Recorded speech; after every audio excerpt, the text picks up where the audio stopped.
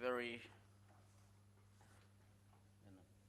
gratitude I would like to extend to the steering committee of the World PetroCoal Congress for the kind invitation that they extended to many of us, that we could travel from all parts of the world to come to New Delhi, where it is become somewhat of a pilgrimage for those that really are interested in a better life on a greener planet and wanting to find solutions to the same.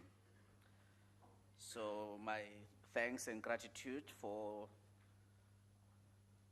that. 3 days, time really flies. We can't believe that 3 days has gone by, but it's my privilege that this is my 5th conference, World PetroCoal Congress, that I have attended. And I can assure you it is my commitment that I will continue to be associated with the World PetroCoal Congress because of the very important work that is done here in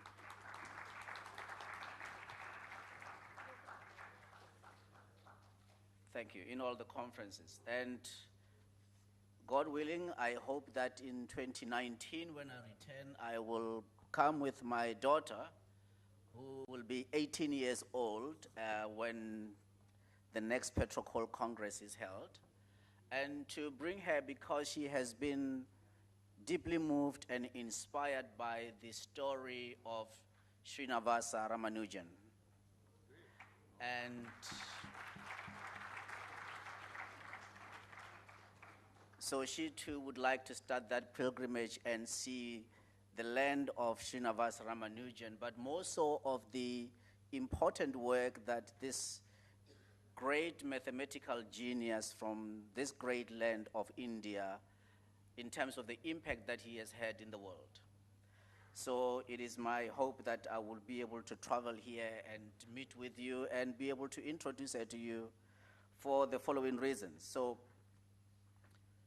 really my brief remarks are that, and so it was, and so it is, that the World PetroCoal Congress 2018 is drawing to a close. And as it does, it can really be summarized in the Jewish proverb that says, in a multitude of counsel there is wisdom. And clearly, in terms of the multitude of counsel, or the various discussions and the various technical papers that were delivered here and the various policy emphasis matter as subjects that were raised, clearly indeed this conference is drawing to a close, and that we are that much more wiser. And it is my hope that the wisdom that has been really gathered from this 8th World PetroCoal Congress can indeed go beyond the group of people that are here, but be the news that goes to all of the people that, of the world. Now, if I look at in terms of the World PetroCoal Congress as well as the Energy Environment Foundation, and I look at the organizing committee, the advisory committee, as well as the steering committee, I have this particularly for those within the audience who are looking and studying towards and wanting to be in the career in the energy sector and specifically in fossil fuels. That when I look at the makeup or the composition of the people that are in the organizing committee, the steering committee, and the advisory committee, I am reminded of an ancient Greek proverb that reads as follows: that a society grows great when old men plant trees in whose shade they know they shall never sit. And when I look at the composition and the people that are of retirement age in the normal world, but their continued passion and desire to contribute positively for the betterment of mankind, that clearly it epitomizes this ancient Greek proverb. For, as we know, the great leader, Dr. A.N. Saxena, who I had the wonderful privilege of being able to meet, and I've been moved to see that the organizing committee saw it fit to even have a Dr. A.N. Saxena Memorial Lifetime Achievement Award. And that is indeed a befitting contribution, because having met him, he too had the passion to be able to contribute to the betterment of mankind and ensuring that fossil fuels can be used in a manner that is environmentally sustainable to eradicate energy poverty. And yet, he himself at that time, he was of age and not of good health.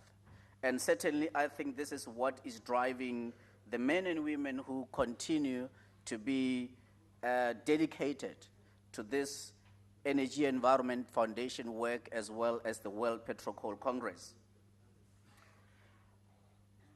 I was in 2017 Congress, Dr. Avinash Chandra reminded us of these words, and they came to, or reminded us rather, of a decree passed by King Edward II. And as we were in this conference, I couldn't help but to think of that story that Dr. Avinash Chandra told us a year ago, where King Edward II decreed as follows in the 1300s, that be it known to all within the sound of my voice, whoever shall be found guilty of burning coal shall suffer the loss of his head. That was in the 1300s. Here we are in 2018.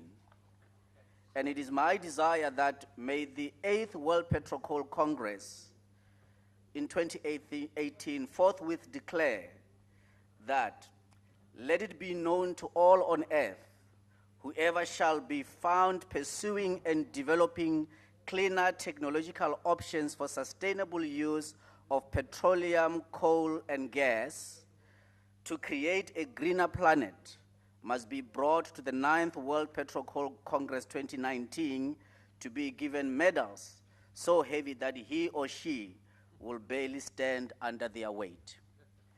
And I think that it is a befitting declaration, for when we pursue a better life for all and the betterment of humanity, there can be a greater calling that any one of us can have the privilege of being able to participate. And for me personally, it has been a wonderful privilege to be able to meet many of you, some of you that I've now got to know a lot better than when I first came to the World PetroCoal Congress in 2012. And that indeed, as we continue in this journey of the betterment of mankind, we do so knowing that, in the words of John F. Kennedy, that a good conscience is our only sure reward, and history will be the final judge of our deeds. And let us therefore go forth to lead in whatever endeavor and whatever industry area where we are, but knowing that here on earth, God's work must truly be our own, and therefore with his blessing, let us soldier on. I thank you.